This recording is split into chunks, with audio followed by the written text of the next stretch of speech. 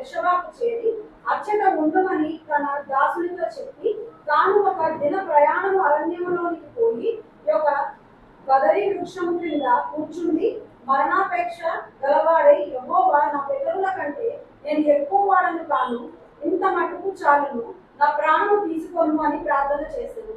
అతడు బదరీ వృక్షము క్రింద పరుండి నిద్రించుచుండగా ఒక దేవదూత వచ్చి అతని ముట్టి నీవు లేచి భోజనం చేయమని చెప్పాడు. అతడు చూచినంతలో అతని తల దగ్గర నిప్పుల మీద కాల్చబడిన అప్పమును నీళ్ల బుడ్డియు కనబడదు. కనుక అతడు భోజనం చేసి తిరిగి పడుకున్నాడు. అయితే యెహోవా దూత రెండవ మారు వచ్చి అతని ముట్టి నీ శక్తికి మించిన ప్రయాణము నీకు సిద్ధమై ఉన్నది, నీవు లేచి భోజనం చేయమని చెప్పినప్పుడు అతడు లేచి భోజనము చేసి ఆ భోజనము బలము చేత 40 రాత్రింబవళ్ళు ప్రయాణం చేసి దేవుని పర్వతమని పేరు పెట్టబడిన హోరేబునకు వచ్చి అచ్చట ఉన్న ఒక గుహలో చేరి బస చేసింది. చాలా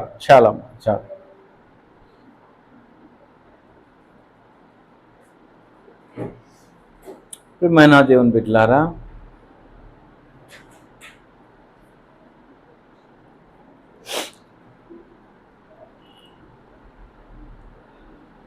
ఏలియా యొక్క జీవితంలో అనేక గొప్ప గొప్ప కార్యాలు చేశాడు. ఏలియా ప్రార్థన చేస్తే ఆకాశము నుండి అగ్ని దిగి వచ్చి ఆ బలి పశువును దహించింది. సుమారుగా 850 మంది బయలు ప్రవక్తలని ఒక్క కత్తి వేటితో చంపేశాడు ఏలియా మాట ప్రకారము కాకుండా ఆ దేశములో వర్షమైనను మంచైనను 3.5 సంవత్సరములు పడలేదు. ఇది మొదలుకొని వర్షం పడదంటే వర్షం ఆగిపోయిందంటే 3.5 సంవత్సరాలు. మళ్ళీ వర్షం పడు అంటే వర్షం పడింది. ఈ అధ్యాయము మనం చదవటానికంటే ముందు 850 మంది బయలు ప్రవక్తల్ని చంపేశాడు. కర్మేలు పర్వతం పైన ఆకాశము నుండి నేలపైనకి అగ్నిని తీసుకొని వచ్చిన వాడు ఏలియా. అంత గొప్ప దైవజనుడు, సుడిగాలితో రేపబడి సుడిగాలిలో కొనిపోబడేటటువంటి వ్యక్తి. ఈరోజు మనం విమానాల్లో తిరుగుతున్నామేమో, ఆ కాలంలో ఏలియా ఇక్కడ చూస్తే మళ్ళా నిమిషం ఏలియా ఇక్కడ ఉండేవాడు కాదు. దేవుని ఆత్మ ఏలియాని అట్లా తీసుకొని వెళ్ళిపోయేది. అంత గొప్ప దైవజనుడు, అంత గొప్ప కార్యాలు చేసిన దైవజనుడు. ఆ తరువాత రాజైన ఆహాబు భార్య అయిన యెజెబెలు యొక్క మాటలకి భయపడి పారిపోతా ఉన్నాడు. ఒక స్త్రీ మాట్లాడిన మాటలకి 800 మందిని చంపిన ఒక ప్రవక్త భయపడి ఏమని రాయబడి ఉందమ్మా, ప్రాణ భయముతో పారిపోయాడంట. అంటే దాని అర్థం ఏంటో తెలుసా? ప్రాణమును కాపాడుకొనుటానికి. అమ్మా, ఈ రోజున మానవులు లేకుంటే మనుషులను కృంగదీసేది ఏదైనా ఉందంటే ఏంటో తెలుసా? మాటలే. సూటిపోటి మాటలతో మనిషి బ్రతికి ఉండగానే చంపేస్తా ఉన్నారు. అవునా కదా? మీరు కర్ర తీసుకొని కొడితే 4 దెబ్బలు తగులుతాయి, కాసేపట్లో నొప్పి తగ్గిపోతే మానిపోతుంది. కానీ మాటలతో మాటలతో గుండెల్లో కూర్చేటటువంటి ఆ మాటలు చేసే గాయము అది అంతా ఇంత కాదు. ఒక ప్రవక్తని ఆ యెజెబెలు ఏమంటా ఉందో తెలుసా? నువ్వు ఇంతమందిని చంపేసావు కదా, వాళ్ళకు ఏ గతి పట్టిందో రేపు ఈ సమయానికి నీవు కూడా వాళ్ళలో ఒకడివి అవుతావు అనంటే ఏలియా భయపడిపోయాడు. చూడండి, యెజెబెలు ఆత్మ అంటారు. అంటే యెజెబెలు ఆత్మ, ద స్పిరిట్ ఆఫ్ జెజబెల్ అంటే అర్థం ఏంటో తెలుసా? అంటే విచ్ కంట్రోల్స్ అని అర్థం. అంటే ప్రతి దానిని తన ఆధీనంలో ఉంచుకోవటం అని అర్థము. అంటే ఈ యెజబెలు ఏం చేస్తుందో తెలుసా? ఈ యెజబెలు విగ్రహారాధన వైపులు తీసుకొని వెళ్తుంది. ఈ యెజబెలు ఏం చేస్తుందంటే అందరినీ వేలతో కంట్రోల్ చేస్తూ ఉంటది. అరే రాజు, ఇశ్రాయేలుల రాజైన ఆహాబును కూడా తన చెప్పు చేతుల్లో పెట్టుకునింది ఈవిడ. ఈ రోజున చాలా మంది ఆడవాళ్ళు భర్తలను చేతిలో పెట్టుకుని ఆడిస్తూ ఉంటారు. ఈ మధ్య నేను ఎక్కడో చదివా, ఏమనుకోకండి ఇలా చెప్తా, పర్లేదా? ఆయన మీరు అనుకున్నా పర్లేదు, నేను చెప్తా. బుద్ధిహీనురాలైన భార్య, అమ్మ జాగ్రత్తగా వినండి, బుద్ధిహీనురాలైన భార్య తన భర్తను బానిసగా చేసి తను యజమానురాలుగా ఉండాలనుకుంటుందంట. మీకు అర్థమవుతుందా? బుద్ధిహీనురాలైన భార్య తన భర్తని బానిసను చేసి తన యజమానురాలుగా ఉండాలనుకుంటుందంట. కానీ తెలివైన భార్య ఏం చేస్తుందంటే తెలుసా? తన భర్తను రాజుగా చేసి తను రాణిగా ఉండాలనుకుంటుందంట. మీకు అర్థమవుతుందా? తన భర్త రాజు అయితే తనేమవుతుంది? రాణి అవుతుంది కదా. అరే భర్త బానిసం చేసుకొని యజమానిలాగా అజమాయిషి చెలాయిస్తా ఇంట్లో భర్త ఇట్లా ఇట్లా చూస్తే చాలు వణికిపోతా ఉంటాడు పాపం. అవునా? మీరు కాదులేండి, మీరు మంచివాళ్ళు, నేను వేరే వాళ్ళ గురించి చెప్తా ఉన్నా. సో ఈ యెజబెలు కూడా అలాంటిదే. రాజు కూడా భయపడిపోతాడు ఈవిడంటే. అంత ఇన్ఫ్లుయెన్స్ చేయగలిగేటటువంటి వ్యక్తి. ఆవిడ ఏం చేస్తా ఉంది? ఏలియాని ఏమైనా తీసుకొని వచ్చి కట్టేసి కొరడాలతో కొడతా ఉందా? లేకుంటే బ్లేడ్లు రంపాలు పెట్టి కోసి ఏమైనా హింసిస్తా ఉందా? ఏం చేయట్లేదు. ఏం చేస్తా ఉంది? నరము లేని, అంతేనాయ్యా, నరం ఉందా దీనికి? ఎట్టా పడితే ఎట్టా తిరిగిద్ది. ఏమంటా ఉందో తెలుసా? ఇష్టం వచ్చినట్టు ఒక ప్రవక్తను మాట్లాడుతూ ఉంది. రేపు ఈ పార్టీకి వాళ్ళలో నిన్ను ఒక్కనిగా చెయ్యకపోతే చూడు. రోజున నీ పైన కూడా చాలా మంది చాలా మాటలు మాట్లాడుతూ ఉన్నారు కదా, ఇవేమో మాట్లాడుతూ ఉన్నారేమో కదా. ఆ మాటలు వింటా ఉంటే నీకేమనిపిస్తూ ఉంటుంది? పాపం ఏలి అయితే భయపడి పారిపోయాడు. మనమైతే రారా చూసుకుందామని, అంతేనా? రారా చూసుకుందాం, నీ ప్రతాపము నా ప్రతాపము ఢిల్లీలో కాదురా ఢిల్లీలో చూసుకుందాం రా, అంతేనా? అవసరమైతే తొడగొడతాం ఎలా అంటాం. కానీ ఏలియా అదేమి చేయలేదు. ఏలియా పారిపోయాడు. నేను ఈ మాట చదివినప్పుడు నాకేమనిపించిందో తెలుసా? కొన్ని సంవత్సరాలుగా, ఇప్పుడు కాదండి, కొన్ని సంవత్సరాలుగా నేను ఏమనుకున్నానంటే ఏలియా ఒక పిరికి వాణిలాగా ప్రాణమును కాపాడుకోవడం కోసం భయపడి పారిపోయాడు అనుకున్నాను. కానీ దేవుడు నాతో నిన్న మాట్లాడిన మాట నేనైతే స్టన్ అయిపోయా. ఇట్లా ఆగిపోయి నిలబడిపోయా దేవుడు మాట్లాడుతూ ఉంటే. ఏలియా ఎక్కడికి పారిపోయాడంట? అమ్మా చదవమ్మా ఒకసారి. యెజబెలు మాటలకి భయపడి ఆ ప్రాణ భయముతో కాపాడుకొనుటకై పోయి యూదా సంబంధమైన, అమ్మ జాగ్రత్తగా అండర్లైన్ చేసుకోండి, యూదా సంబంధమైన బేర్షెబాకు, హల్లెలూయా, యూదా సంబంధమైన బేర్షెబాకు ఎక్కడికి వెళ్తున్నాడు? బేర్షెబాకు వెళ్తా ఉన్నాడు ఏలియా. అసలు ఎక్కడ ఉన్నాడు? ఈ ఆహాబు రాజు, ఈ యెజబెలు రాణి ఏ దేశానికి రాజు రాని? ఇశ్రాయేలు దేశానికి రాజు రాని.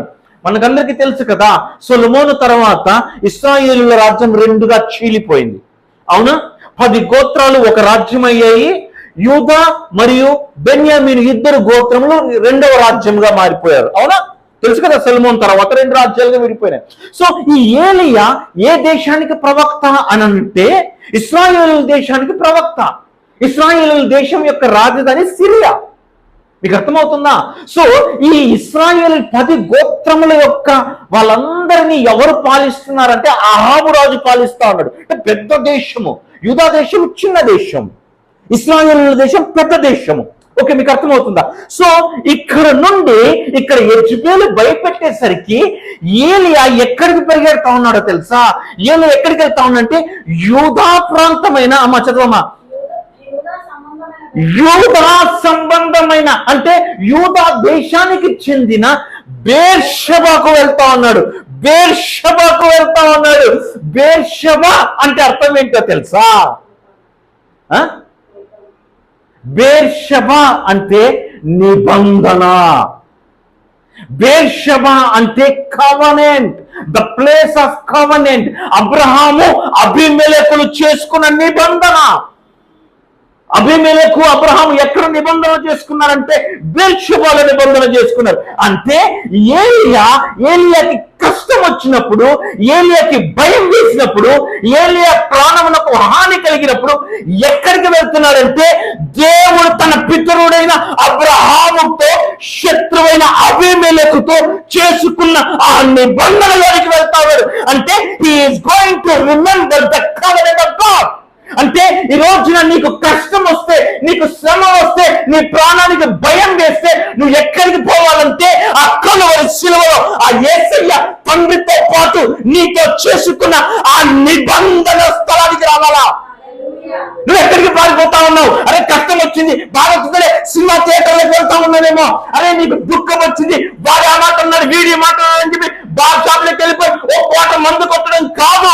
లేకపోతే ఆ స్నేహితుడి దగ్గరికి ఈ స్నేహితుడి దగ్గరికి వెళ్ళిపోయి కొంచెం కాసేపు కబుర్లు మాట్లాడిపోయి వాళ్ళక్కడ వీడిక్కడ వాళ్ళక్కడున్నారా వాడిస్తున్నారా ఆ మొత్తం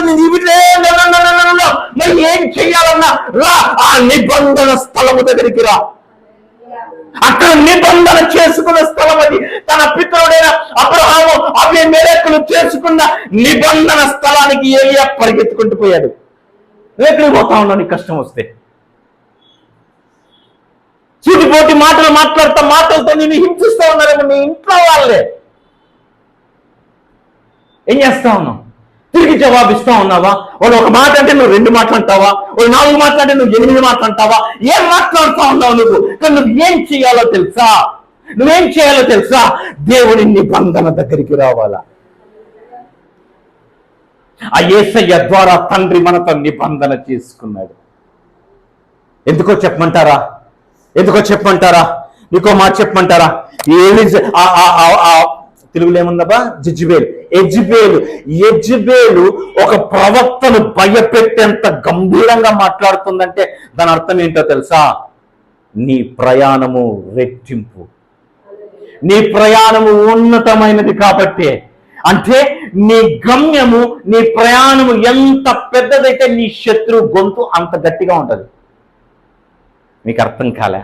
మీ ఇంట్లో వాళ్ళు నీ పైన అస్తమానం నిన్ను తిట్టిపోస్తున్నారు అంటే దాని అర్థం ఏంటో తెలుసా? నీ గమ్యం పెద్దది అని అర్థం.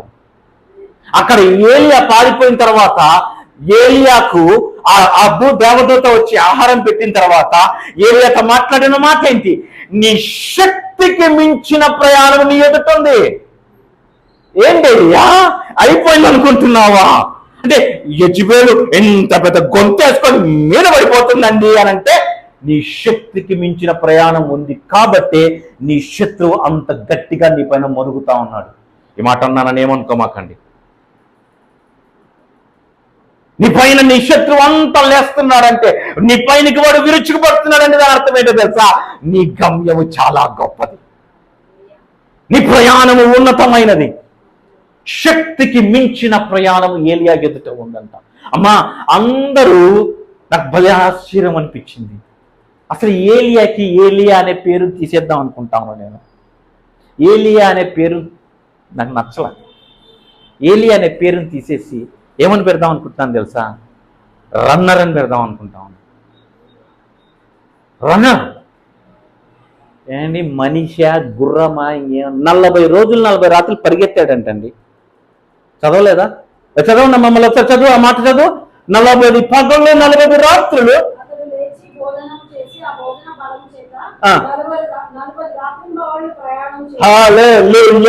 40 రోజులు 40 రాత్రులు 40 పగళ్ళు పరిగెడతా ఉన్నాడు ఏలియా. అందరూ అనుకుంటా ఉన్నారు యెజబేలుకు భయపడి పారిపోతా ఉన్నాడేమో. కాదు.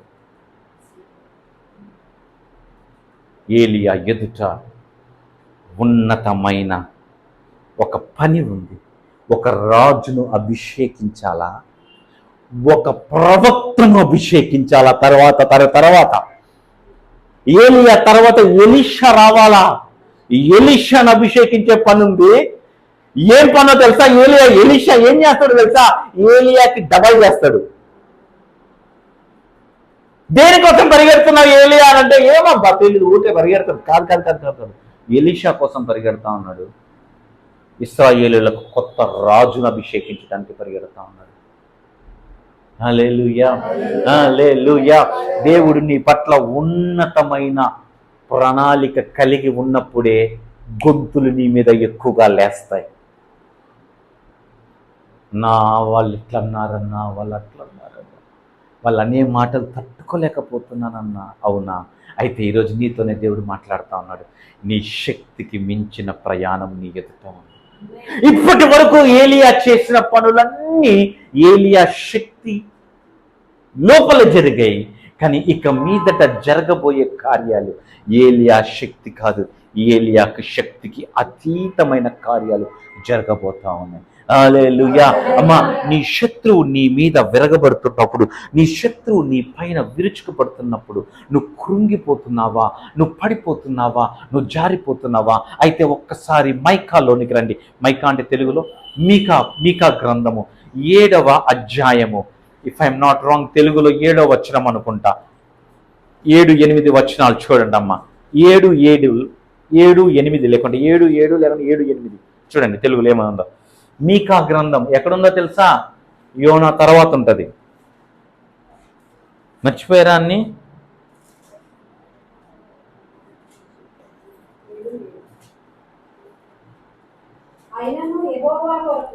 అయినను యెహోవా కొరకు నేను ఎదురు చూచెదను.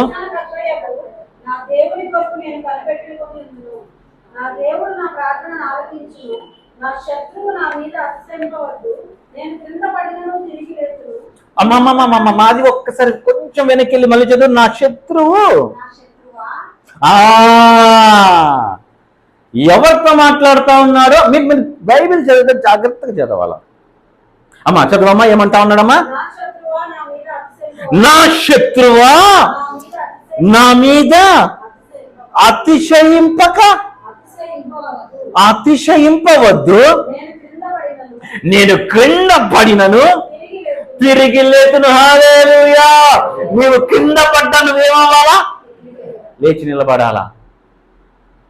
చాలా మంది కింద పడ్డాక ఇక ఆడే ఉండిపోతా ఉంటారు. అరే ఇంత చిన్న బుడ్డోడు 1 సంవత్సరం కూడా ఉంటాయి వాడికి, అప్పుడే నడవటం నేర్చుకున్నాడు. ఎన్నిసార్లు పడతాడండి వాడు కింద? కానీ కింద పడిన తర్వాత ఏం చేస్తాడు? ఆడే కూర్చొని ఏడుస్తాడా?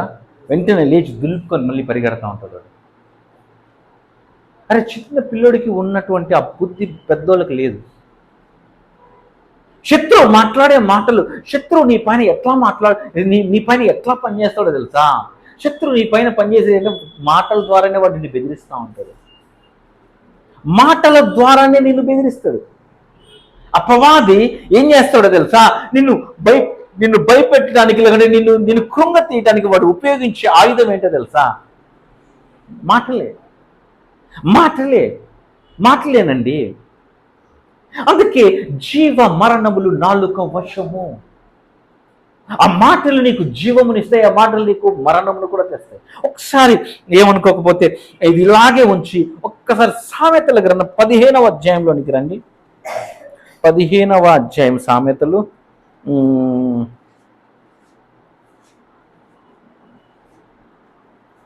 20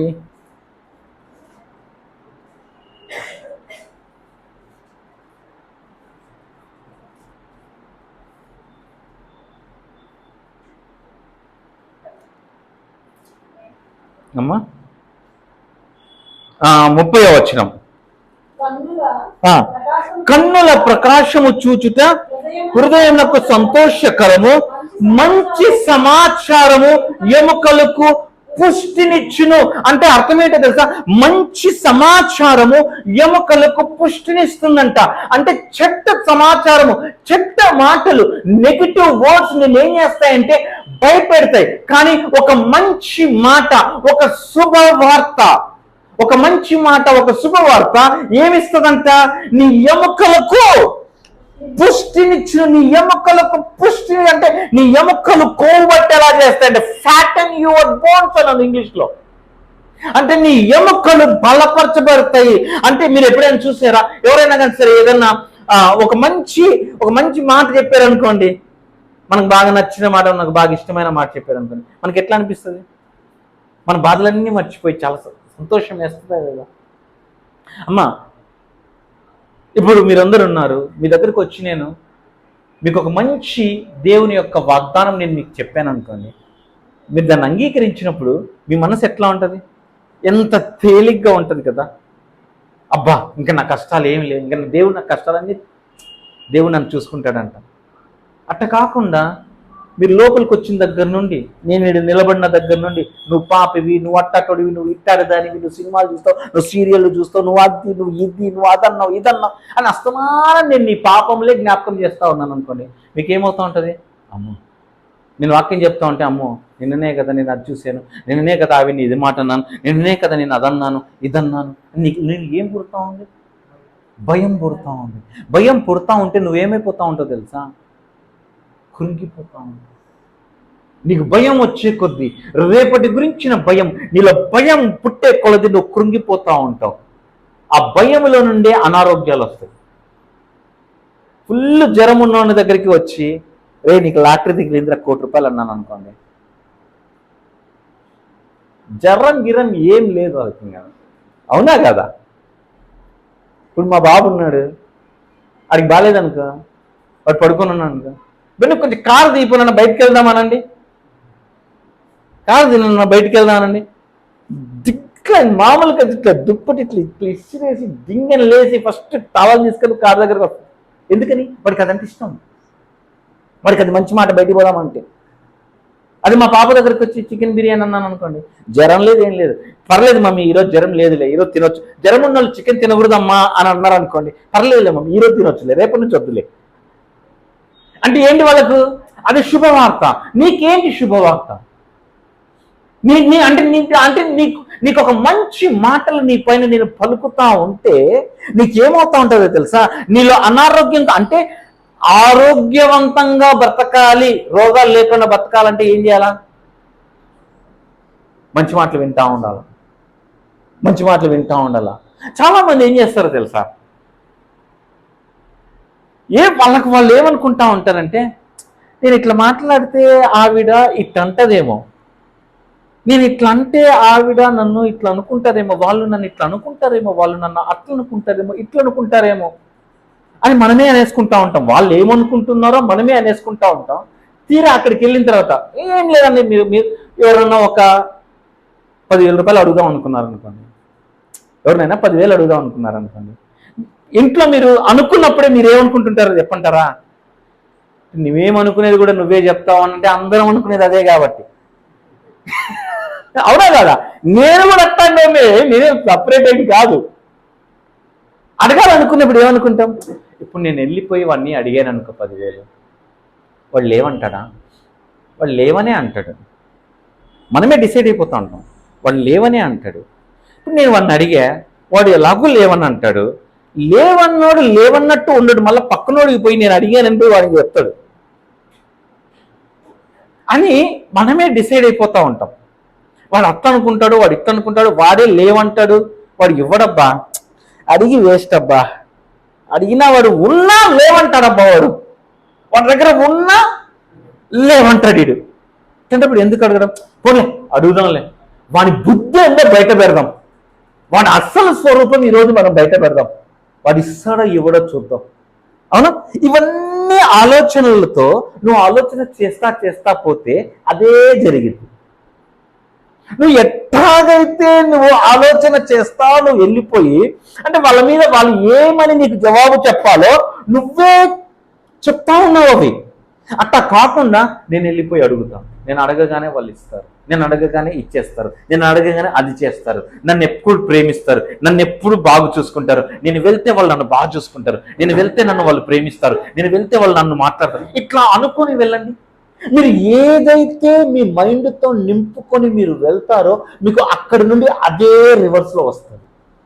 మీరు ఇవ్వడు, చెయ్యడు, వాడు తిట్టుకుంటాడు, వాడు ఏమనుకుంటాడో, అదేమనుకుంటాడు, ఇదేమనుకుంటాడు అనుకొని వెళ్తారు కదా, అవే మీకు ఎదురవుతాయి.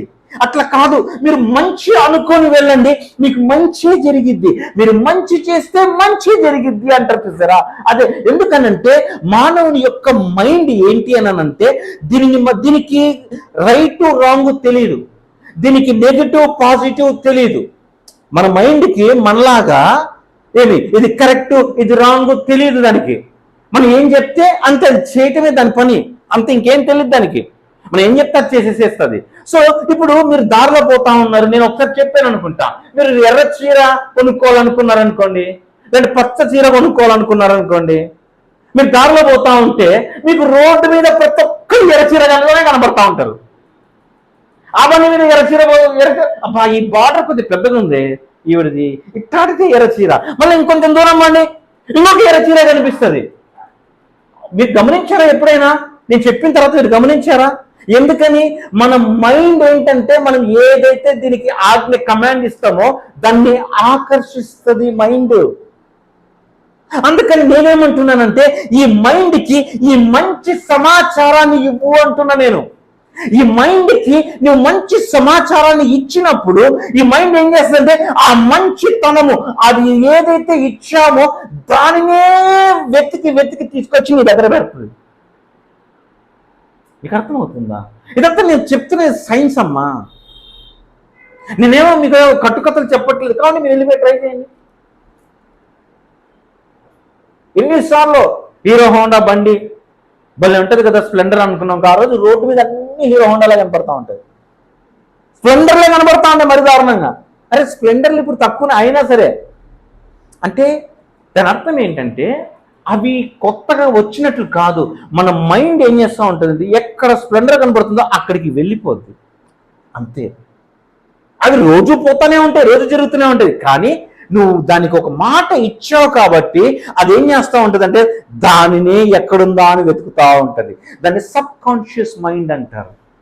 సబ్ కాన్షియస్ మైండ్ అంటారు. అంటే మనకు తెలియకుండానే కొన్ని జరిగిపోతూ ఉంటాయి. ఇప్పుడు బండి మీద పోతా ఉంటారండి, మీరు వెనకాల ఉన్న వాళ్ళతో మాట్లాడుకుంటూ పోతా ఉంటారు, అక్కడ గుంతుంటుంది.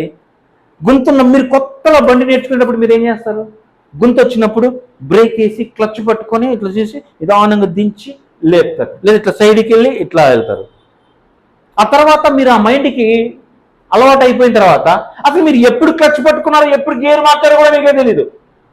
అవునా? మీరు ఇప్పుడు ఇంటి దగ్గర నుంచి వచ్చారు ఇక్కడికి, మీకు గుర్తుందా ఎన్నిసార్లు క్లచ్ పట్టుకున్నారో, ఎన్నిసార్లు గేర్లు మార్చారో, ఎన్నిసార్లు బ్రేక్ నొక్కారో?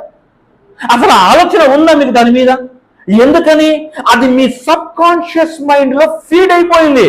ఇక మీరు దాన్ని మళ్ళీ గుర్తు తెచ్చుకోవాల్సిన అవసరం లేదు, ఆటోమేటిక్ గా చేసుకొని వెళ్ళిపోతా ఉంటుంది, ఆటోమేటిక్ గా చేస్తా పోతా ఉంటుంది అంతే. అది అంటే నీ మైండ్ చూసిన దాన్ని చూసినట్టు నీ చేతులకి నిన్ను అడగదు, అది దాని లోపల ఫీడ్ అయిపోయి ఉంటుంది. ఫీడ్ అయిపోయింది కాబట్టి ఇంకా నిన్ను అడగదు, నీ చేతి పంపించేసే నొక్కు క్లచ్ అని అంటది. మన ప్రమేయం లేకుండా దాన్ని సబ్ కాన్షియస్ మైండ్ అంటాం. అంటే ఆ సబ్ కాన్షియస్ మైండ్ లో నువ్వు ఈ మంచి సమాచారమును నువ్వు గనుక నింపుకుంటే గనుక నువ్వేమవుతావు తెలుసా, నీ యొక్క ఎముకలకు అది బలాన్ని ఇస్తుందంట. అమ్మ మళ్ళీ వచ్చేసేయి, ఇక్కడ నుండి వచ్చేసేయండి, మళ్ళీ మీకా గ్రంథంలోనికి వచ్చేసేయండి. 7వ అధ్యాయం 8వ వచనమా?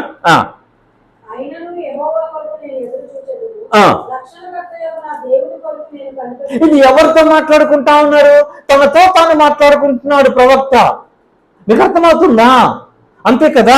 అయినను యెహోవా కొరకు నేను ఎదురు చూచెదను, రక్షణకర్తయగు నా దేవుని కొరకు నేను పెట్టి ఉందును, నా దేవుడు నా ప్రార్థన ఆలకించును. నా శత్రువా ఈ రోజున నీ శత్రువు ఎవరు? ఈ రోజున నీ శత్రువు నీ అప్పులా? ఈ రోజున నీ శత్రువు నీ అనారోగ్యమా? ఈ రోజు నీ శత్రువు నీ పైన మాట్లాడే మాటలా? ఏంటి నీ శత్రువు? నీ శత్రువుతో నువ్వేమని చెప్పాలో తెలుసా? నా శత్రువా నా మీద అతిశయపడొద్దు. సాతాను అనుకుంటాడు ఏసైని సిలువేసేటప్పుడు అప్ప అయిపోయింది, వేసేసాను, ఇంకా లేపేశాను ఏసయ్యని. దేవుని కుమారుణ్ణే చంపేస్తే ఇక భూమంతా నాదే కదా అనుకున్నాడు. శత్రువా నీవు అతిశయపడొద్దు. ఆ కష్టము 3 రోజులే. 3వ రోజున దేవుడు పునరుత్థానుడుగా లేచాడు. హల్లెలూయా, హల్లెలూయా. నా శత్రువా నా మీద అతిశయింపవద్దు, నేను క్రింద పడినను తిరిగి లేచును. నువ్వు కింద పడ్డాను, తిరిగి లేయాలా. నీతిమంతుడు 7 మారులు పడినను, నీతిమంతుడు 7 మారులు పడినను అమ్మా ఏం చేస్తాడు? ఆడేపడి ఉంటాడా? నీతిమంతుడు 7 సార్లు పడినా ఏం చేస్తాడంట? లేచి కూర్చుంటాడు. 7 మారులు పడినను లేచును. ఎందుకు లేస్తున్నాడు? ఎందుకు లేస్తున్నాడు? నీతిమంతుడు కాబట్టి. అదే పాపి అనుకోండి, వారికి ఆ పాపం బాగా అలవాటైపోయి ఉంటుంది, ఆ పాపంలోనే ఉండిపోతాడు. కానీ నీతిమంతుడు ఎక్కువసేపు పాపంలో ఉండలేడండి. వాడు ఎందుకు లేస్తాడో తెలుసా? 7 సార్లు పడినా వాడు ఎందుకు లేస్తున్నాడో తెలుసా? నీతిమంతుడు అక్కడ ఉండలేడు కాబట్టి. సులభ కాంప్లెక్స్ దగ్గర బస్ స్టాండ్లో ఉంటాయి కదండి బాత్రూమ్లు, అక్కడ కూర్చొని 5 రూపాయలు 10 రూపాయలు వసూలు చేస్తూ ఉంటాడు. ఆ రైల్వే స్టేషన్లో కానీ, ఆ బస్ స్టాండ్లలో కానీ, ఆ బాత్రూమ్ల దగ్గరికి వెళ్తే మనమైతే ఇట్లా కచ్చి పెట్టుకున్నా సరే నరకమే. అలా వెళ్తాం, పని కానిచ్చుకొని వచ్చేసేస్తాం, ఉండలేం మనం అక్కడ. కానీ అక్కడ వాడికి డబ్బులు ఇస్తాం చూసామా, వాడు అక్కడ కూర్చుంటాడు చూసారా, ఎంత దగ్గర కూర్చుంటాడు, వాసనే లేనట్టు కూర్చుంటాడు. అవునా కదా? డబ్బులు వసూలు చేసేటాడు. చూసారా ఇవన్నీ మీరు? వాడికి అసలు వాసన ఉంటుందా వాడికి?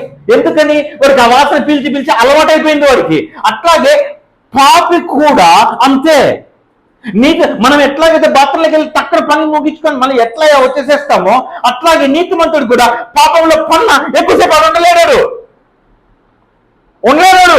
ఆ బురదలో అదే పంది అనుకోండి, బురద ఎక్కడుందా అని ఎత్తుక్కుంటూ పోతుంది. అదే గొర్రెపిల్లని బురదలో పడలేదు, అది బురదలో ఎక్కువసేపు ఉండలేదు. అది దేవుడు మనల్ని గొర్రెలను పిలిచాడు, దేవుడు మనల్ని గొర్రెలుగా పిలిచాడు. గొర్రెలమా పర్లేదు అనండి, దేవుడే అన్నాడు మనల్ని, మీరు నా గొర్రెలు అని అన్నాడు. ఎవడో వచ్చి గొర్రెలరా మీరు అని అంటే అవును గొర్రెలమే, తప్పేముంది, గొర్రెలమే మేము, సిగ్గుపడాల్సిన అవసరం లేదు.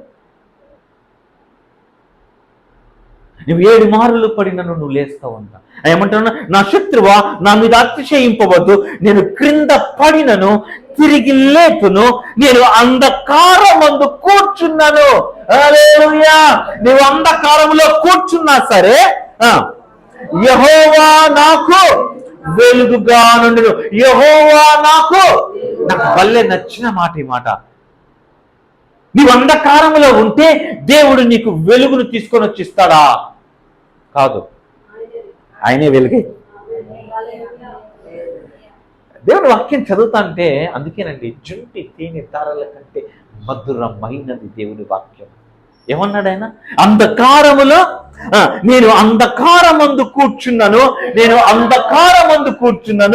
యెహోవా నాకు వెలుగుగా ఉంటాడు. ఆయనే నాకు వెలుగు. బుడ్డిలో కిరోసిన్ అయిపోతుందనో, పెట్రోల్ అయిపోతుందనో, కరెంటు పోతుందనో నాకు భయమే లేదు. ఒక కిరసనాయిల్ బుడ్డి పెట్టుకుంటే బుడ్డి ఏమన్నా నూనె అయిపోతేమో భయపడతా కూర్చోలేమో, ఓ లైట్ పెట్టుకుంటే ఛార్జింగ్ అయిపోతేమో భయపడాలేమో. అంతే కదా, కరెంటు పోయినప్పుడు ఛార్జింగ్ లైట్లే కదండి పెట్టుకునేది. ఈ మధ్య కాలంలో సెల్ ఫోన్ లైట్లు పెడతా ఉన్నాం. ఛార్జింగ్ అయిపోతుంది రా, ఆఫ్ చేయరా, ఛార్జింగ్ అయిపోతుంది, కరెంటు కూడా లేదు, అవసరం ఉన్నప్పుడు వేసుకుందాంలే, కావాలంటే చీకట్లోనే కూర్చుందాము. మీకు మాట చెప్పమంటారా?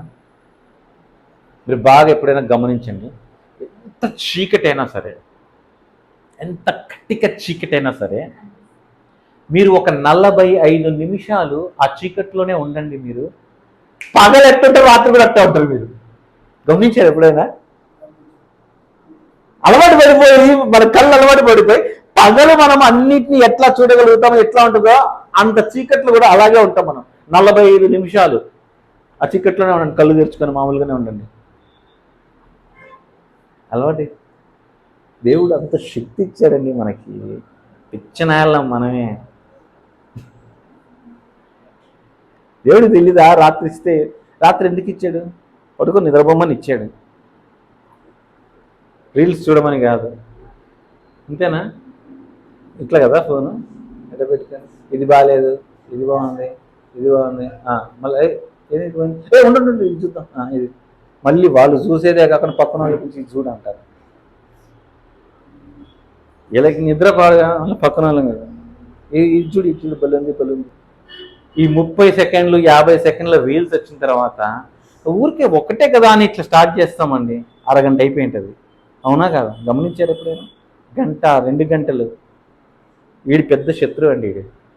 ఈయన అదుపులో పెట్టాలా. ఈయన్ని మనం అదుపులో పెట్టకపోతే వీడు మనల్ని అదుపులో పెడతాడు. ఆమేన్. ఏంటంటమ్మా, అంధకారమందు కూర్చున్నాను, యెహోవా నాకు వెలుగుగా నుండును, నేను యెహోవా దృష్టికి పాపము చేసి తిని గనుక. అదేంటిది? అది పాపము చేస్తే నా పక్షాన వ్యాజ్యమాడతాడా? మళ్ళీ మీకు అనిపిస్తుందా అండి చదువుతా అంటే? ఏంటంటే అన్న, నేను యెహోవా దృష్టికి పాపము చేసి తిని కనుక ఆయన నన్ను శిక్షించును. ఎందుకంటే మనం అదే కదా అనేది, అమ్మా ఎందుకు వచ్చిందమ్మా నీకు ఇది, ఏమోనమ్మా దేవుడు నన్ను పరీక్షిస్తాను, నేను ఎప్పుడో ఏమో పాపం చేసి ఉంటాను, అందుకే దేవుడు నన్ను ఇప్పుడు శిక్షిస్తున్నాడు.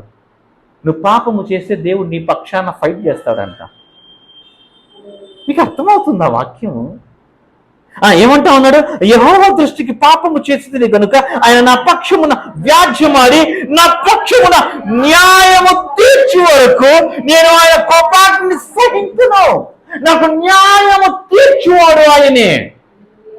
నా పక్షమున వ్యాజ్యమాడి నాకు న్యాయము తీర్చేంత వరకు నేను ఉంటా, అంతే. అక్షికట్లోనే ఉంటా. ఎందుకు?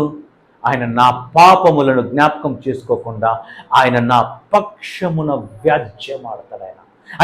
ఆయన అంటే ఎట్లా తెలుసా? తప్పు చేసి పాపం చేసినటువంటి వాడిని తీసుకెళ్ళిపోయి కోర్టులో జడ్జి గారి ముందర నిలబెడితే వాడి తరపున, ఇప్పుడు వాడు తప్పు చేశాడు, ఒక హత్య చేశాడు అనుకుందాం. అందరూ ఏమనుకుంటారు? వీడు ఇంత క్రూరంగా ఇంత దారుణంగా హత్య చేశాడు, వీడికి ఏ లాయరు సపోర్ట్ చేయకూడదు అని అనుకుంటారు. కానీ ఎవడో ఒకడు వస్తాడు కదా, ఎంత పెద్ద చెడ్డవాడి కోసమైనా సరే ఒక లాయర్ వచ్చి వాడి తరపున. ఎవ్వడు రాలేదనుకోండి, ఏం జరుగుతుందో తెలుసా? గవర్నమెంటే ఒక లాయర్ని పెడుతుంది. తెలుసా మీకు? గవర్నమెంటే ఒక లాయర్ని అపాయింట్ చేస్తుంది. వీళ్ళ తరపున వాదించడానికి ఎవ్వరు రాకపోతే గవర్నమెంటే ఒక లాయర్ని అపాయింట్ చేసి వాడి పక్షాన వాదించు అని అంటది. అరే, ఒక గవర్నమెంటే, లోకంలో ఉన్న గవర్నమెంటే అంత చేస్తే నీ పరలోకపు తండ్రి నీకు ఇంకెంత చేస్తాడు? ఆయన చేతులతో సృష్టించిన నిన్ను ఆయన ఎట్టా వదిలేసుకుంటాడు? నువ్వు పాపంలో పడిపోయి నువ్వు ఇష్టానుసారంగా బతుకుతా నీ జీవితం నాశనం చేసుకుంటా ఉంటే ఆయన చూస్తూ ఊరుకుంటాడా? నీ పక్షమున వ్యాజ్యమాడి నీకు న్యాయము తీర్చువాడు ఆయన. హల్లెలూయా, హల్లెలూయా. అమ్మా చదువమ్మా. ఆయన నన్ను వెలుగులోనికి రప్పించును. హల్లెలూయా, హల్లెలూయా. ఆయన నీతిని నేను చూచెదను. ఆయన నీతిని నేను చూచెదను. నువ్వు చూడటమే కాదు, నువ్వు ఎదగటము నీ శత్రువు కూడా చూడాలా. నువ్వు బాగుపడటం నీ శత్రువు కూడా చూడాలా. నిన్ను ఎవడెవడైతే ఏమేమి మాటలు మాట్లాడినాడో వాళ్ళందరూ నిన్ను చూసి ముక్కున వేలేయాల. ఏంట్రా? అవి వీడిని నాశనం చేయడానికి, వీడిని తొక్కేయడానికి మనం ఎంత ప్రయత్నం చేసాం అని వీడేంట్రా, వీడు రబ్బర్ బంతిలాగా పైకి ఎగురుతా ఉన్నాడు. అవును, మనం ఎగిరే వాళ్ళం, మనం పడిపోయే వాళ్ళం కాదు, మనం ఒక్క దగ్గర ఉండే వాళ్ళము కాదు. మనము ఆయన నీతిని చూచేంత వరకు, తర్వాత ఆయన వెలుగును మనము చూచేంత వరకు. అమ్మ చదవమ్మా. నీ నా శత్రువు దాని చూచును, నీ దేవుడైన యెహోవా ఎక్కడనని. ఏంటంటమ్మా?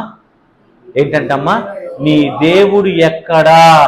నీ దేవుడే నీకుంటే నీకు ఈ పరిస్థితి ఎందుకు వచ్చింది? నువ్వు చర్చికి పోతున్నావు కదా, మీ దేవుడు నిజమైన దేవుడైతే నీకు ఈ పరిస్థితి ఎందుకు వచ్చింది? నీ దేవుడు ఎక్కడ అనినా, అమ్మమ్మ ఏంటమ్మా? నాతో అనినది నీ దేవుడైన యెహోవా ఎక్కడనని నాతో అనినది అవమానము నొందును. ఇవన్నీ ఏంటో తెలుసా? ఈరోజు దేవుడు నీతో మాట్లాడుతున్న మాటలు ఇవి. నాకు తెలియదు నువ్వు ఏ పరిస్థితిలో ఉన్నావు. ఏమన్నా ఫోన్ చేశారా అండి మీరు ఎప్పుడైనా? నాకు ఈ మధ్యకాలంలో చేశారా? చెప్పారా మీ కష్టాలు మీ సుఖాలు ఏమైనా చెప్పుకున్నారా? నాకు మీ బాధలు బందీలు ఏమైనా చెప్పుకున్నారా? మీ అప్పుల గురించి నాకు ఏమైనా చెప్పారా? ఏం చెప్పలేదు కదా. మరి దేవుడు నాకు ఎందుకు ఇచ్చాడు? ఇది నాకు కాదు ఇచ్చింది. నేను ఇందాక పాట పాడినప్పుడు ఈ స్పీకర్లోంచి మాటలు ఎట్లా వచ్చినాయో, ఆయన మాట్లాడుతూ ఉంటే నేను ఒక స్పీకర్ని నా నోట్లోంచి వస్తూ ఉన్నాయి. దేవుడు మీతో మాట్లాడుతున్న మాటలు ఇవి. నీ శత్రువుతో నువ్వు మాట్లాడాల్సిన మాటలు. నీ శత్రువును చూచి నువ్వు పారిపోతా ఉన్నావేమో, పారిపో. కానీ ఎక్కడికి పోవాలో తెలుసా? బెర్షెబాకు పోవాలా. నువ్వు ఎక్కడికి పోవాలో తెలుసా? బెర్షెబాకు పోవాలా. అలా కాకుండా నువ్వు బెర్షెబాకు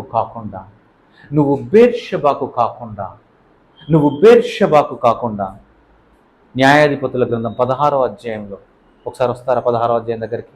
న్యాయాధిపతుల గ్రంథం 16వ అధ్యాయము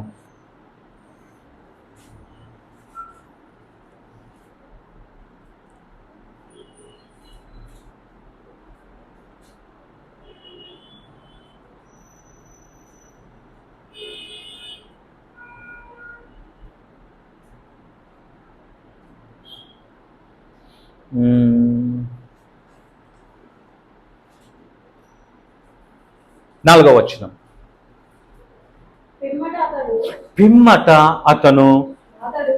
పిమ్మట అతడు సోరేకు లోయలో నున్న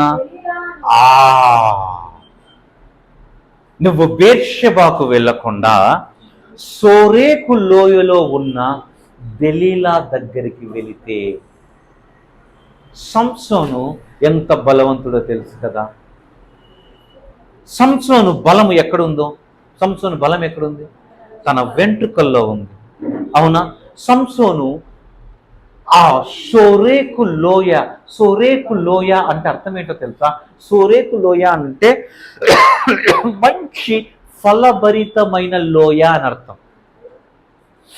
చెప్పాలంటే మంచి ఫర్టిలైజ్ కలిగిన ప్రాంతం. అంటే ఫర్టిల్ అంటే మంచి భూమి అంటాం చూసారా అండి? మంచి నేల అంటాం చూసారా? అంతేనండి. బీడు భూమి కాకుండా కొంచెం ఫర్టిలైజ్డ్ భూమిని ఏమంటారు మామూలు తెలుగులో?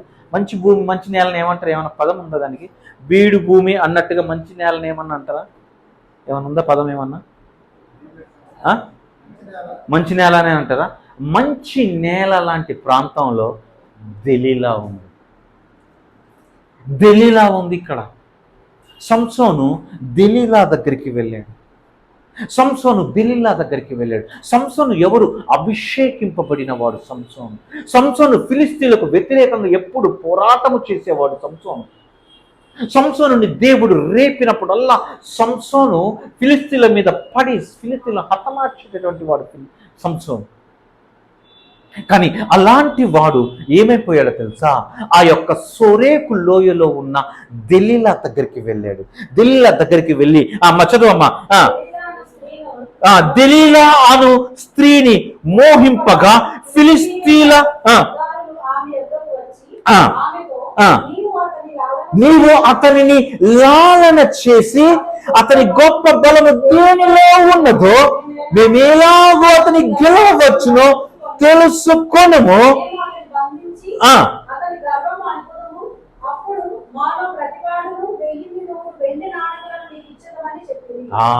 అమ్మ, నీ దగ్గర ఎవరైనా వచ్చి స్వీట్గా మాట్లాడితే, నీ దగ్గర వచ్చి ఎవరైనా నీతో మంచిగా నైస్గా మాట్లాడితే అర్థం చేసుకోవాలి దెలీలా అని. సింపుల్. ఏంటంట? నీవు అతనిని లాలన చేసి అతనిని బలం ఎక్కడుందో కనుక్కో. ఎప్పటికీ నీ సీక్రెట్ ఎవరికి చెప్పకూడదు.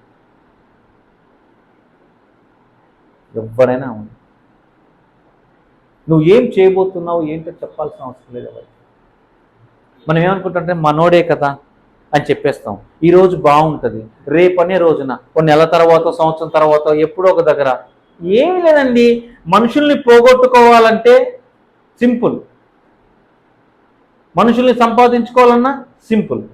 చెప్పమంటారా ఏంటో? ఎవరినైనా నువ్వు వదులుకోవాలనుకో, సింపుల్ ఏంటో తెలుసా, అడుకో 1000 రూపాయలు ఇచ్చి, ఓ 10,000 ఇచ్చేసేయి. నీకు ఒక మనిషిని పోగొట్టుకోవాలంటే ఓ 10,000 ఇచ్చేయి చాలు. వాడంత పెద్ద శత్రువు నీకు ఇంకోడు ఉండడు. ఎందుకు చెప్పు, అడుగు డబ్బుల్ని. అప్పటి వరకు అక్క అన్న నువ్వు సూపర్ నువ్వు డూపర్ అన్నాడు, ఏమో ఇస్తాంలే, ఏమమ్మా పోతున్నావా, అడిగన్నా ఊరోజులు బట్టి పారిపోతామా, ఇస్తాంలే. ఇచ్చేటప్పుడు కూడా ఎట్టేసారో తెలుసా, తీసుకునేటప్పుడు నువ్వు శత్రువులు పెంచుకోవాలి, డబ్బులు ఇచ్చేసి అందరికీ, నీ శత్రువులు పెరుగుతారు. ఇప్పుడు నీకు మా స్నేహితులు కావాలంటే ఏం చేయాలి తెలుసా, ఇచ్చిన డబ్బులు అడగమాట. ఇచ్చిన డబ్బులు అడగద్దు, వారంత మంచి స్నేహితుడు నీకు ఇంకోడు. లాలన చేసి అంటే అతనిని లాలన చేసి మంచిగా చేసుకొని మచ్చిక చేసుకొని అతని బలము ఎక్కడ ఉందో కనుక్కో. చదవమ్మా. కావాలంటే డబ్బులు ఇస్తాం, నీకు కావాలని మేమందరం ఒక్కొక్కరం డబ్బులు సందాలు వేసుకొని అయినా సరే నీకు డబ్బులు ఇస్తాం చెప్పిరి.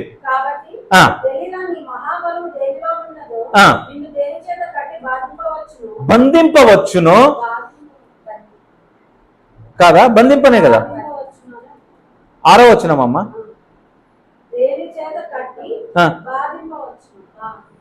అవునా, బాధింపవచ్చునని ఉందా మీ దాంట్లో? ఓకే, నా బైబిల్లో బంధింపవచ్చును.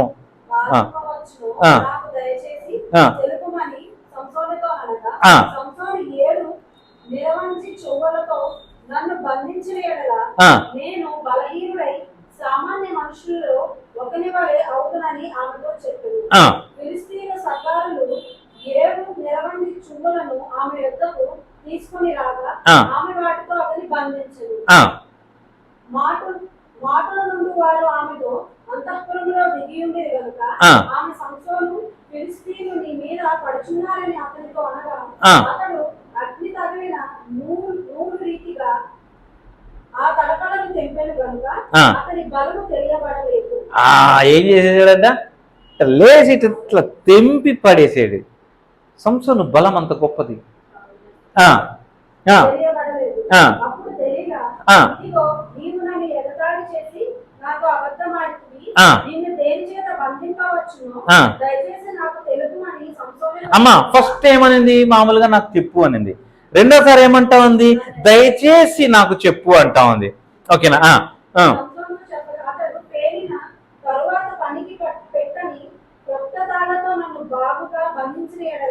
ఇప్పుడు మంచి కొత్త తాళ్ళు తీసుకొని వచ్చి నన్ను కట్టేయండి, అప్పుడు నా బలం పోతుంది అని అన్నాడు. అంటే దాని అర్థం ఇక్కడ సంసోను మాట్లాడతాను ప్రతి మాట దగ్గర నేను సామాన్య మనుషుల్లాగా అవుతానంటే దాని అర్థం ఏంటో తెలుసా, సంసోను సామాన్యుల్లో కాడు, సంసోను అందరిలాంటోడు కాదు.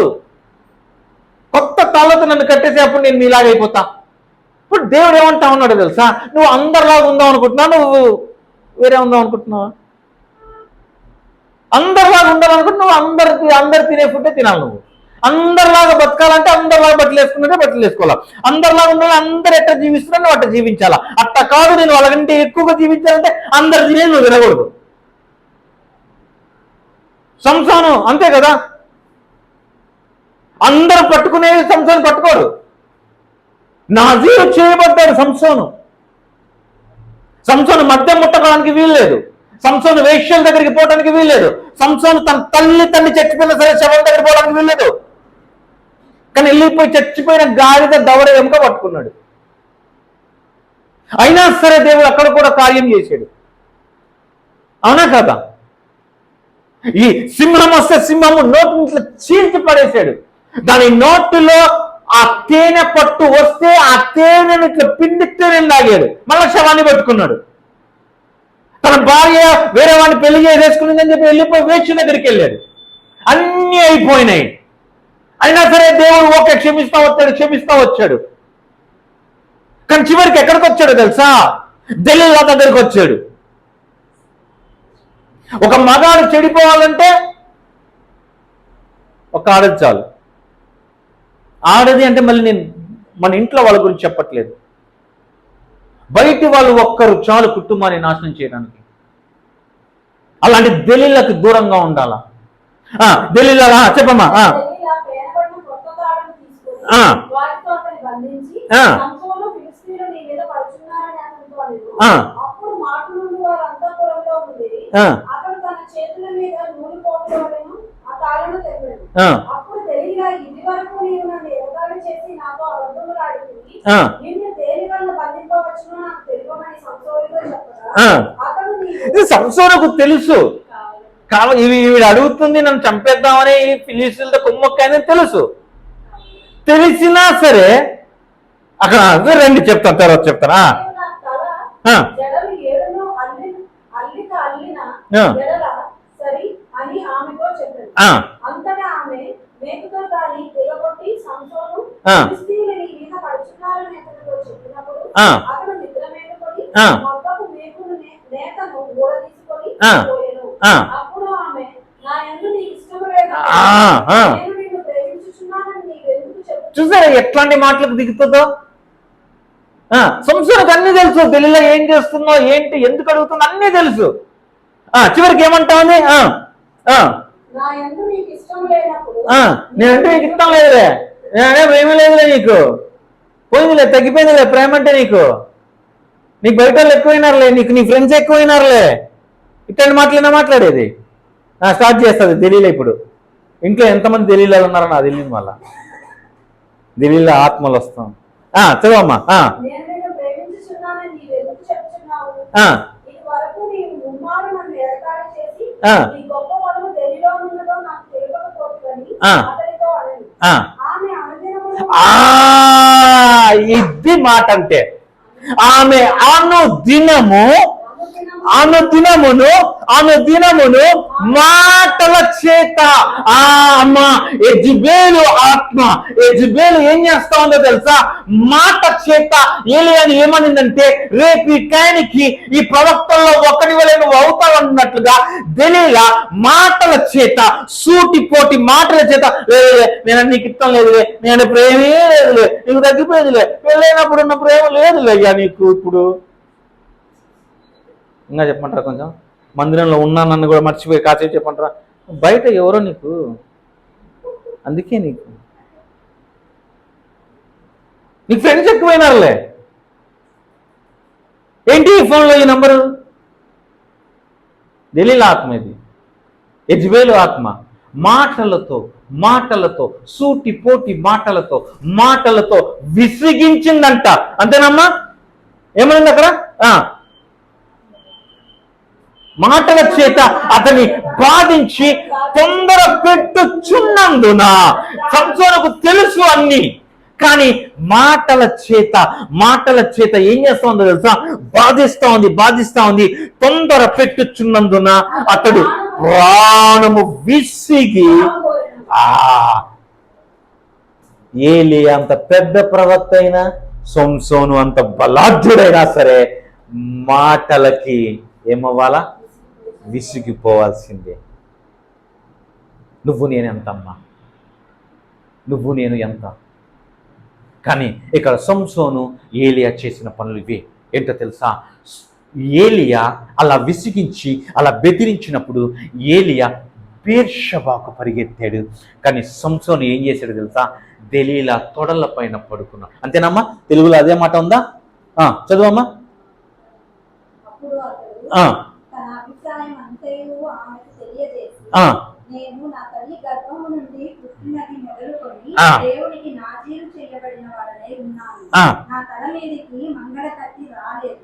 నాకు క్షౌరము చేసిన ఎడల నా బలము నాలో నుండి తొలగిపోయి ఇతరుల మనుషుల వలె అవుదునని ఆమెతో అనెను.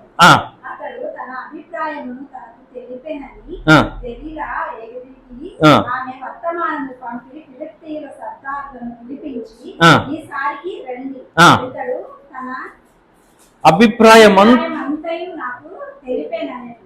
ఫిలిష్తీయుల సర్దారులు రూపాయలను చేత పట్టుకుని ఆమె యొద్దకు రాగా ఆమె తన తొడ మీద నిద్రపుచ్చి, సాతానుడు నిన్ను నిద్రపుస్తాడమ్మా. సాతానుడు వాడి తోడల పైన నేను పడుకోబెట్టి జాగ్రత్తగా రానన్నా, బుచ్చుకన్నా దానన్నా మంచిడు. అమ్మా, నాకు భలే బాధేసే మాట ఏంటో తెలుసా? సంసోను వెంట్రుకలు కత్తరించలేదు, క్షౌరము చేసింది. తెలుగులో క్షౌరం అనే ఉందా? సంసోను క్షౌరము చేయబడ్డాడు. నీ శత్రువు నిన్ను అట్ట ఇట్ట వదలడు, నిన్ను గుండు కొట్టిస్తాడు. వాడికి లొంగిపోయి, వాడి మాటలకి లొంగిపోయి నువ్వు కనుక వాడి తేనె మాటలకి, వాడి తీయని మాటలు, వాడు నీకు రంగురంగుల ప్రపంచాన్ని చూపిస్తూ ఉంటాడు.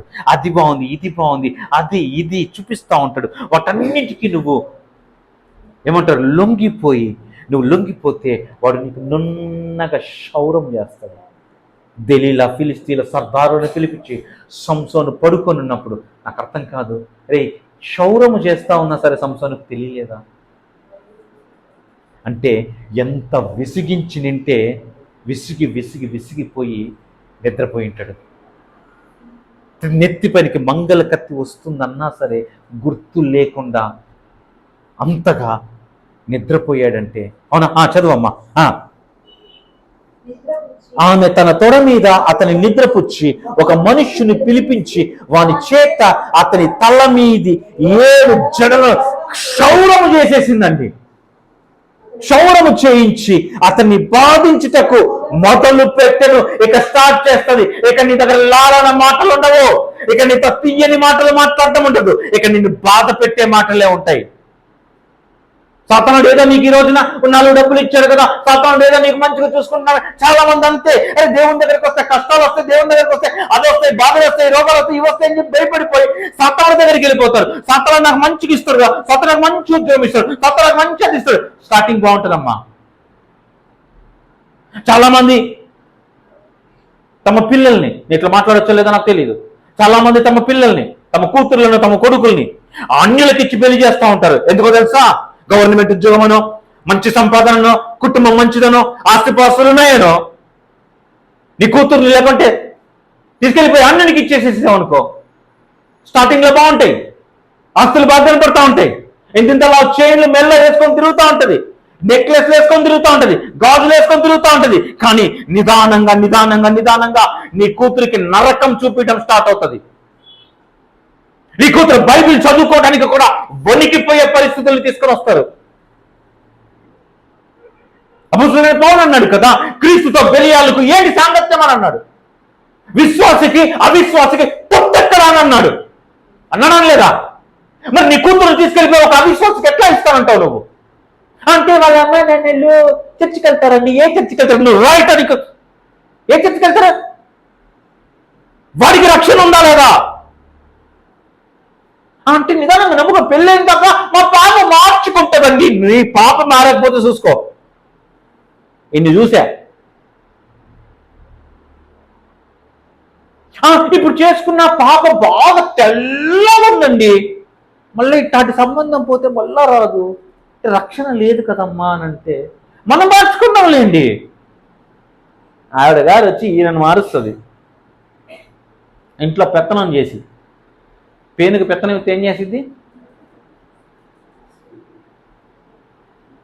నాశనం చేస్తుంది నీ కుటుంబాన్ని. ఇక ఉండవు లాలన మాటలు. అప్పుడు అనాలా, పెళ్లి కాకముందు వరకు తల్లి బెల్లం, ఇప్పుడు అల్లమైందమ్మా, ఇప్పుడు బెల్లం. సామెతలు నాకు బాగా వచ్చు కదా. తల్లి అల్లమైందంటే పిల్లం బెల్లమైందంట. అప్పుడు వరకు అమ్మా నా కొంగు పట్టుకో తిరిగేటోడమ్మా నా కొడుకు. మరి పెళ్ళి అయిన తర్వాత మరి ఇంకేం చేయాలా? దాని కొంగు మరి ఇంకెవరు కొంగు పట్టుకుంటాడు? అంతే కదండి. నువ్వు కూడా అంతే కదా ఒకప్పుడు. క్యూకి సాస్ బి కభీ బహుతి అంటే ఈరోజు ఉన్న ప్రతి అత్త ఒకప్పుడు కోడలే కదా. అవునంటారా కాదంటారా? ఊడిపడిందా పైనుంచి ఏమన్నా? డైరెక్ట్గా అత్త పెత్తనం చేస్తూ ఉంటుంది, కోడలకు నచ్చదు. అది కోడలు ఏం చేస్తుంది? నేను 10 లక్షలు కట్నం తెచ్చినా అంటది. కాదంటమ్మా అంటమ్మా. తీసుకున్నప్పుడు తెలియలే పాపం వాడు టీవీ నైనోడు కష్టపడి టీవీలో రాస్తా ఉంటాడు, కట్నం అడిగిన వాడు గాడిద అని. అయినా పర్లేదు, నువ్వు గాడిదైనా పర్లేదు, తీసుకుంటాం కట్నం. మనం ఎక్కడి నుంచి ఎక్కడికో పోతాం. లాలన మాటలు ఇంకొండవు అంటా ఉన్నా నేను. విశ్వాసికి అవిశ్వాసికి పొత్తు లేదండి. వాళ్ళ దగ్గర అందం లేకపోయినా, వాళ్ళ దగ్గర ఆస్తిపాస్తులు లేకపోయినా, రక్షణ ఉంటే అన్నీ ఉన్నది. హల్లెలూయా, హల్లెలూయా. మా ఊళ్ళే కావాలా, మా ఊళ్ళే కావాలా, తెల్లగా ఉండాలా, ఆస్తి ఉండాలా, ఉద్యోగం ఉండాలా. రక్షణ అంటే ఏముందిలే, మనం మార్చుకుందాంలే. ఏంది మార్చుకునేది? నువ్వు నిన్ను మారుస్తావు తర్వాత. తప్పమ్మా, నీ కుటుంబంలోనికి దలీలాలను తెచ్చుకో, నీ కుటుంబానికి దలీలాలను తెచ్చుకో. అంటే ఇప్పుడు మేము అలా చేసుకుంటే మాకు నిందలు వస్తాయండి, అవమానాలు వస్తాయండి. నీ శత్రువు నీ ఎదుట సిగ్గుపడేలాగా చేసే రోజు వస్తుంది ఒకరోజు. ఈ రోజున నీ దేవుడేడి అన్న ప్రతి ఒక్కడు, మంచి రైల్వే సంబంధం తెచ్చినావు, నువ్వు పోయి పోయి పోయి ఈయన చేసుకున్నావు. అవునా? ఒకరోజు వస్తుంది వాడు రైల్వే ఉద్యోగం ఊడిపోయి వాడు ఇంట్లో కూర్చుంటే అప్పుడు తెలుస్తుంది. హల్లెలూయా, హల్లెలూయా. అమ్మా చదవమ్మా. అతని బాధించుటకు మొదలు పెట్టును. ఏంటంటమ్మా?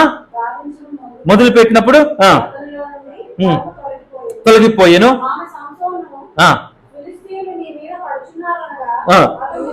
అతడు నిద్ర మేలుకొని ఎప్పటి ఎట్లు నేను బయలుదేరి విరజిమ్ముకొందును అనుకొనెను. అయితే యెహోవా తనను ఎడబాసెనని అతనికి తెలియలేదు. యెహోవా అతనిని ఎడబాసెనని. దేవుడు నీ మీదికి వచ్చినప్పుడు గొప్ప శబ్దము చేత ఆయన నీ పనికి దిగొచ్చు. కానీ ఆయన నిన్ను వదిలిపెట్టి వెళ్ళిపోయేటప్పుడు నీకే తెలియదు ఎప్పుడు వెళ్ళిపోయాడు.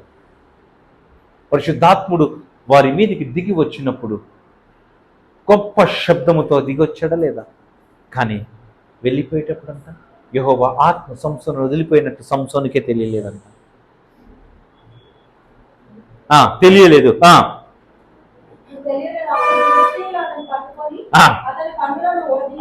ఫస్ట్ ఏం చేస్తాడో తెలుసామా? నిన్ను నీ కళ్ళు పీకేస్తాడు, నీకు చూపు లేకుండా చేస్తాడు. సాతానుడి చేతుల్లోనికి దొరికావా, బేర్షెబాకు వెళ్ళకుండా దెలీలా దగ్గరికి వచ్చావా, నిన్ను బాధిస్తాడు, నిన్ను మాటలతో హింసిస్తాడు, తర్వాత నిన్ను సూటిపోటి మాటలతో నీకు క్షౌరం చేస్తాడు, ఆ తర్వాత నీ కళ్ళు పీకేస్తాడు. ఆ తర్వాత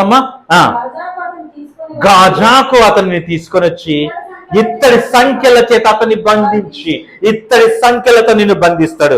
బంధించి తిరగలి విసురువారాయను. తిరగలి విసురువారాయను అంటే తిరగలి కట్టారు, ఇంకా తిరుగుతా ఉండాలా. అంటే నువ్వు ఇంకా ఎవరిని పోషిస్తావో తెలుసా? నీ శత్రువును పోషించే స్థాయికి తీసుకొని వస్తాడో నిన్ను. కళ్ళు బీకేసి ఇనప సంఖ్యలతో కట్టేసి ఆ యొక్క తిరగలికి కట్టేసి సంసోనునండి ఎట్ట బతికాడండి సంసోను. ఈరోజున ఏ పరిస్థితికి వచ్చాడు? కారణం ఏంటో తెలుసా? దెలీలా. నీ జీవితంలో అట్లాంటి దెలీలాలు ఉన్నారేమో. అంటే మగోళ్ళకేనండి దెలీలా, మాకు లేదు. నీకు కూడా అమ్మా, నేను అనుకుంటున్నాను చల్లగా కూర్చున్నారా? మాకు కాదులే, మా ఆయనకే. ఇంకా కొంతమంది కొన్ని చర్చలు ఉంటాయి, ఇట్లా పొడుస్తుంటారు. నీకే ఏం వీళ్ళకి కాదన్నట్టు. నీకు దెలీలాలు ఉంటారా? నీకు దెలీలాలు ఉంటారు. చదువమ్మా. తిరగలి కట్టి